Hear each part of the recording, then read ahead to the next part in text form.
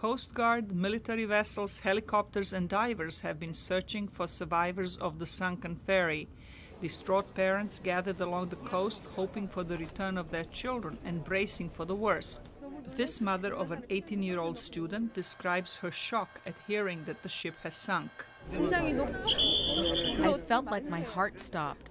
I can't describe the feeling with one word. I was too shocked. I can't even talk about it.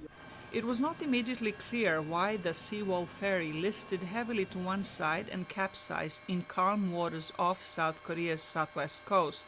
Some survivors reported hearing a loud noise before the vessel started sinking. Some of the passengers who jumped into the water as the ferry went down were picked up by commercial vessels. Rescue teams balanced on the sinking hull to pull some people from cabin windows, and helicopter crews plucked others from the deck. Survivors were taken to a temporary shelter where they were wrapped into blankets and received medical assistance. I held a handrail and moved toward the right side of the ferry to ride a helicopter as water kept coming in. Many others were not so lucky and remained trapped in the ship's cabins.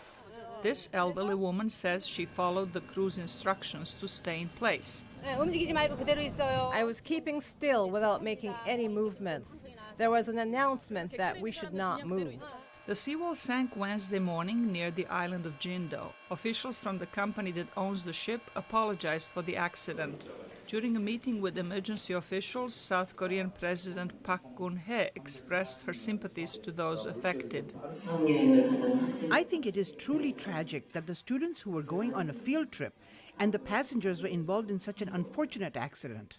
The U.S. Navy's amphibious assault ship USS Bonhomme Richard is nearby and has helicopters and boats to help if needed.